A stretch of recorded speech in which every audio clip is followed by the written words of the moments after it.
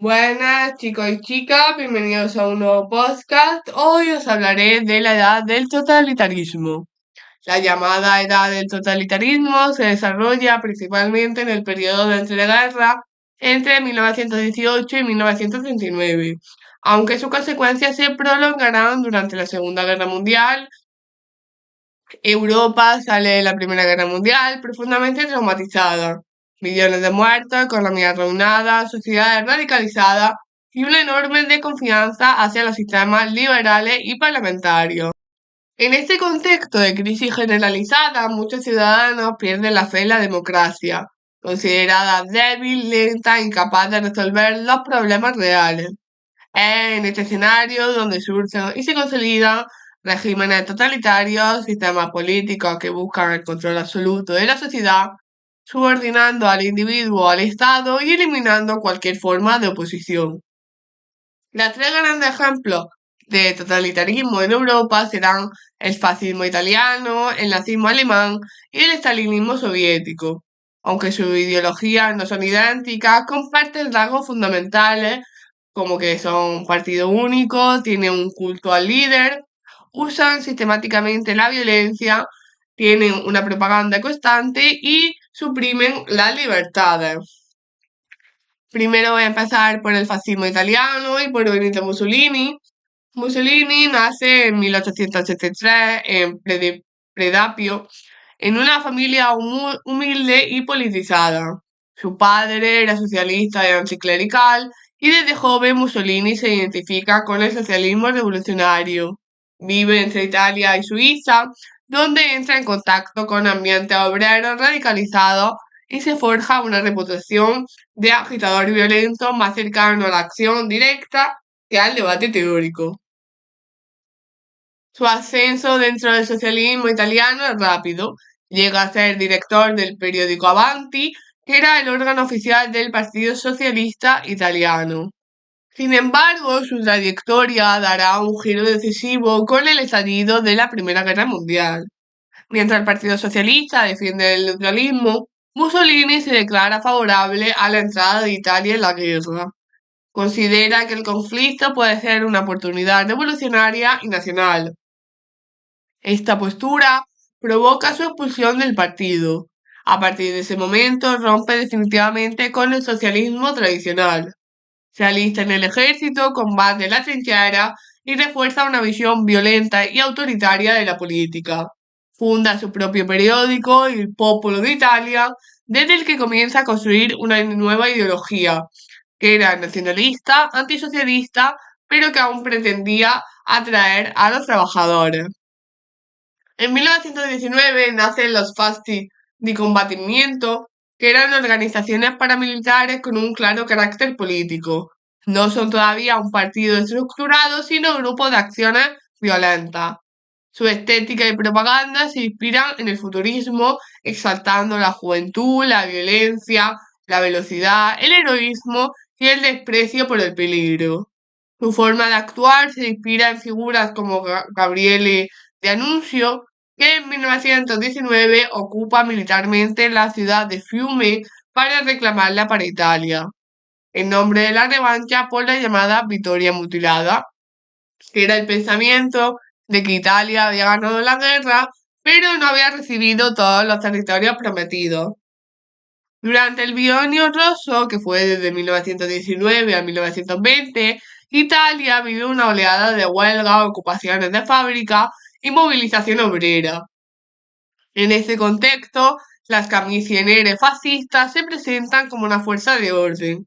Practican el escuadrismo, es decir, acciones violentas de castigo contra sindicatos, militantes socialistas y comunistas, con la tolerancia y muchas veces el apoyo de empresarios, terratenientes y fuerzas del orden.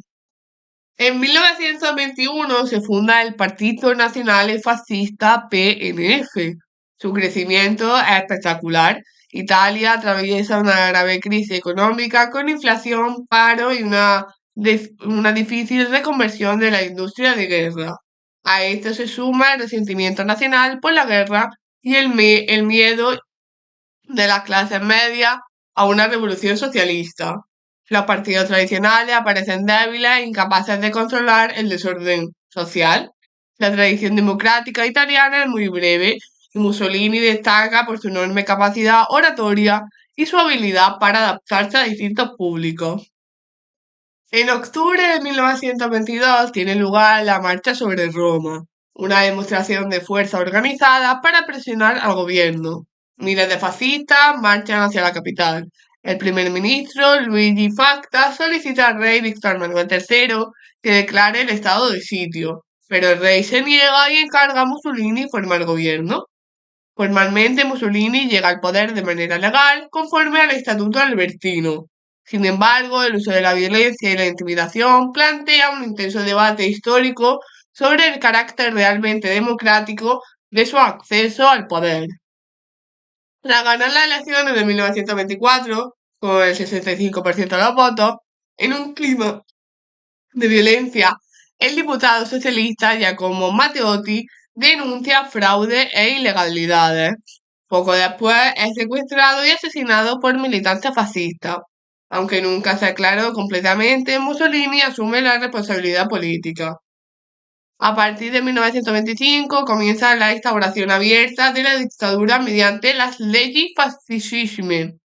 El Parlamento pierde poder frente al gobierno, se suprimen las elecciones municipales, se censura la prensa, se prohíben los sindicatos libres y se disuelven todos los partidos excepto el PNF. El régimen busca controlar al individuo desde la infancia con organizaciones juveniles, adoctrinamiento escolar, propaganda constante y el culto al dulce. El Estado se presenta como una entidad superior a la que el ciudadano debe someterse. En economía se implanta el corporativismo, que era una supuesta colaboración entre clases bajas bajo la supervisión del Estado, eliminando el conflicto social. En política exterior, Mussolini firma los pactos de Letrán con la Iglesia, conquista Etiopía, se alía con Hitler y adopta las leyes raciales antisemitas en 1968, culminando con la colaboración en el Holocausto durante la guerra. Ahora os hablaré del totalitarismo en la Unión Soviética con el estalinismo. La Revolución de Octubre de 1917 lleva a los bolcheviques al poder tras derrocar al gobierno provisional de Kerensky. Aunque prometen todo el poder a los soviets, pronto eliminan la Asamblea Constituyente cuando pierden las elecciones, instaurando una dictadura del partido único. Bajo Lenin se asientan las bases del Estado soviético, represión de la oposición, control del aparato estatal y creación de una policía política. Sin embargo, es tras la muerte de Lenin en 1924 cuando el sistema se radicaliza con la llegada de Joseph Stalin. Stalin fue el secretario general del Partido Comunista desde 1922. Utilizaba su posición para controlar los nombramientos y construir una red de apoyo.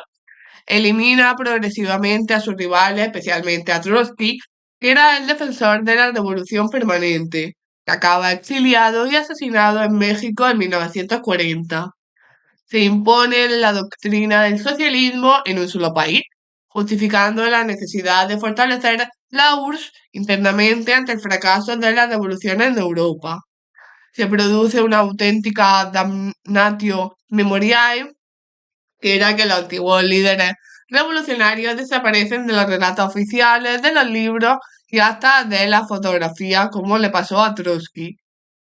Stalin abandona la nueva política económica y lanza los planes quinquenales, con los que el Estado controla absolutamente la economía. Se prioriza la industria pesada y la producción militar, sacrificando el consumo y el bienestar de la población. El crecimiento económico se convierte en razón de Estado. Todo excedente se reinvierte sin redistribución. Millones de campesinos sufren la colectivización forzosa, provocando hambrunas devastadoras como la de Ucrania. El régimen busca crear un nuevo ser humano, el Homo Sovieticus, totalmente leal al Estado. La propaganda, la educación y la cultura están al servicio del partido. Se forma una élite dirigente, la nomenclatura, encargada de controlar todos los aspectos de la vida social. A finales de los años 30 tienen lugar las grandes purgas estalinistas, que eran los procesos públicos, las ejecuciones masivas y las deportaciones a los gulags, que eran los campos de trabajo forzado. Más de 1 millón de personas mueren ejecutadas y millones pasan por los campos de trabajo. El terror se convierte en una herramienta esencial del sistema. Ahora os hablaré del nazismo y la destrucción de la democracia alemana. La derrota alemana provoca la abdicación del Kaiser y el nacimiento de la República de Weimar, una democracia avanzada pero extremadamente frágil. El país sufre inflación, paro, humillación nacional y violencia política constante. El Tratado de Versalles es percibido como un diktat, que era una imposición injusta. Se difunde el mito de la puñalada por la espalda, culpando a los judíos y a los comunistas de la derrota. El partido nazi nace en Múnich en 1919. Hitler se impone rápidamente como líder gracias a su oratoria. En 1923 intenta un golpe de estado fallido y acaba en prisión, donde escribe Mein Kampf, exponiendo su ideología, que era el racismo, antisemitismo, rechazo del parlamentarismo y expansión territorial. Tras la crisis de 1929, el desempleo masivo impulsa su popularidad. En 1933, Hitler es nombrado canciller de forma legal por el presidente Hindenburg, con el apoyo de conservadores y católicos.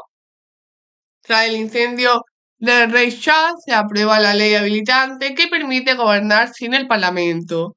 Se ilegaliza la oposición y se elimina la democracia. En 1934, la noche de los cuchillos largos elimina a los rivales internos. El partido y el Estado se fusionan. La propaganda dirigida por Goebbels y el terror de la Gestapo y la SS se consolidan el régimen. El nazismo basa su proyecto en la superioridad aria y el antisemitismo, culminando con el Holocausto. En política exterior rompe el orden internacional, sale de la SDN, se rearma y adopta una política expansionista que conducirá a la Segunda Guerra Mundial. En conclusión, Hannah Arendt definió estos regímenes como expresiones de un mismo fenómeno, el totalitarismo. Son sistemas distintos, pero unidos por la negación de la libertad, la destrucción del individuo y el uso del terror como forma de gobierno. La edad del totalitarismo es una advertencia histórica sobre cómo el miedo, la crisis y la violencia pueden destruir las democracias desde dentro. Y hasta aquí llega el podcast de hoy. Espero que os haya gustado. Chao.